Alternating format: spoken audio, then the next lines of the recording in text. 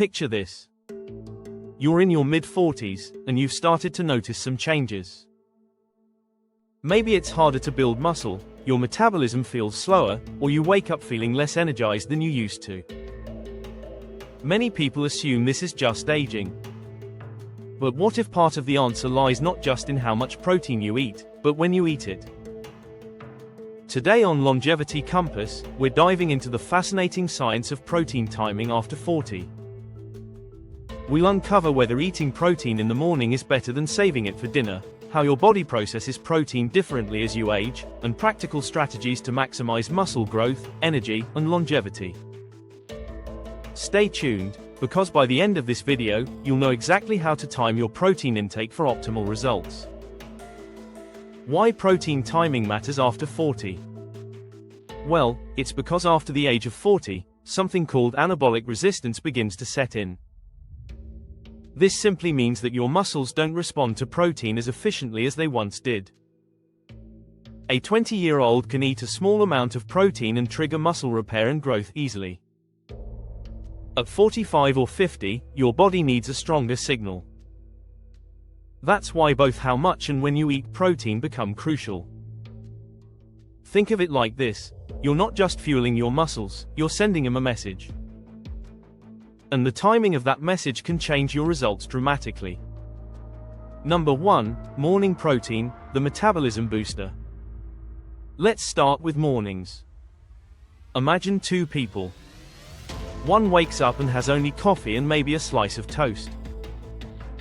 The other eats 30 grams of protein, say, Greek yogurt with nuts and berries, or scrambled eggs with vegetables. Who do you think has more stable energy, better focus, and more fat burning throughout the day? Studies consistently show that eating protein in the morning improves metabolism, curbs cravings later on, and even supports better blood sugar control. Protein at breakfast also helps reduce the common mid-morning crash that many people in their 40s and 50s complain about. So, if you're someone who skips breakfast or eats a carb-heavy meal, consider flipping the script. Number 2, midday protein, the muscle builder. Now, let's talk about lunch. Protein at lunch isn't just about satiety, it's also about hitting your body's leucine threshold. Leucine is an amino acid that is able to flip the switch for muscle protein synthesis. After 40, you need around 30 to 40 grams of high-quality protein in one meal to maximize this process. Think of it this way: if your lunch is just a salad with a sprinkle of chicken, you might not be giving your muscles the signal they need. But if you add a full portion of grilled salmon, quinoa, or legumes with nuts, you're setting your body up for strength and recovery. Number 3, evening protein, the recovery fuel. Now here's where it gets interesting. For decades, people were told to eat their biggest protein meal at dinner. And yes, protein in the evening can absolutely help with muscle repair while you sleep. But research shows that if you put all of your protein into one big evening meal, your body doesn't actually use it as effectively. Instead, your muscles can only process so much protein at once. The rest might be used for energy or stored. That said, there's a unique trick here. Slow digesting protein at night, like casein from cottage cheese or a protein shake before bed, can feed your muscles for hours while you sleep. This has been shown to improve recovery and even protect bone density in older adults. So, it's not about avoiding protein at night, it's about using it strategically. Number 4, the protein distribution secret. Here's the key takeaway.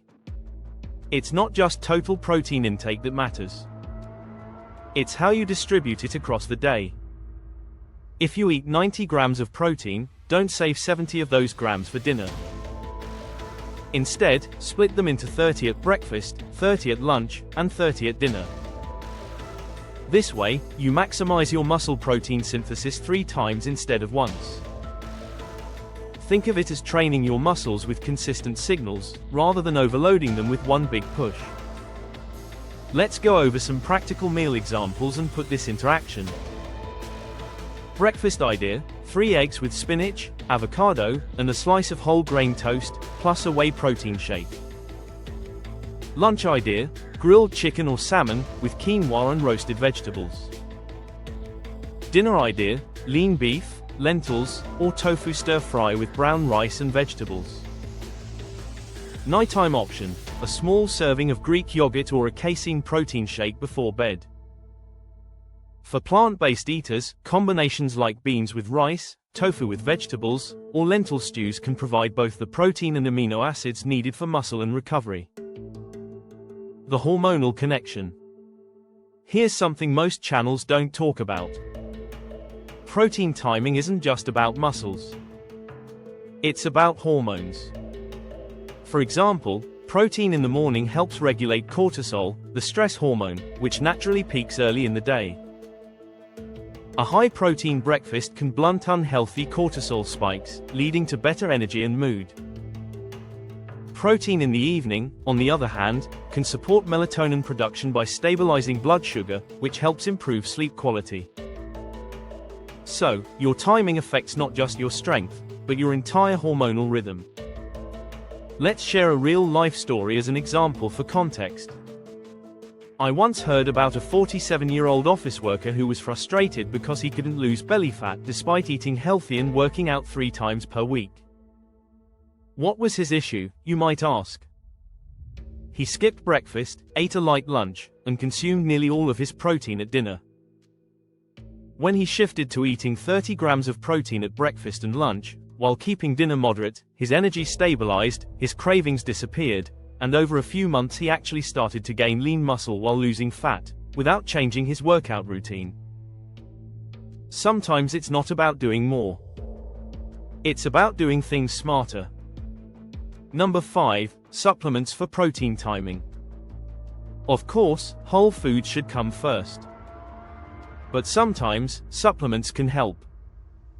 Whey protein is great in the morning for fast absorption. Casein protein works beautifully at night for slow release. Creatine supports muscle strength and even cognitive function. Vitamin D3 with K2 can help your body actually use protein effectively by supporting bones and muscle health. Links to trusted affiliate picks will be in the description below.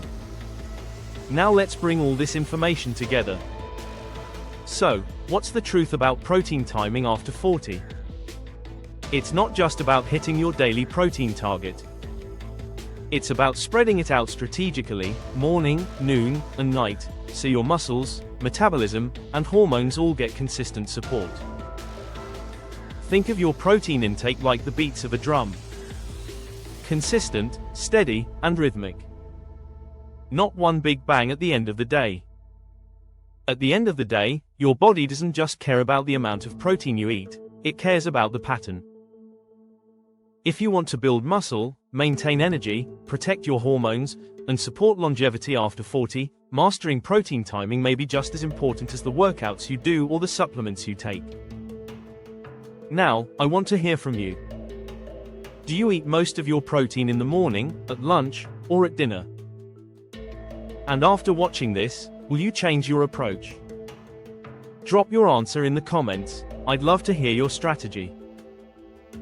Thank you for watching Longevity Compass, and don't forget to subscribe for more science-backed insights on how to live stronger and longer.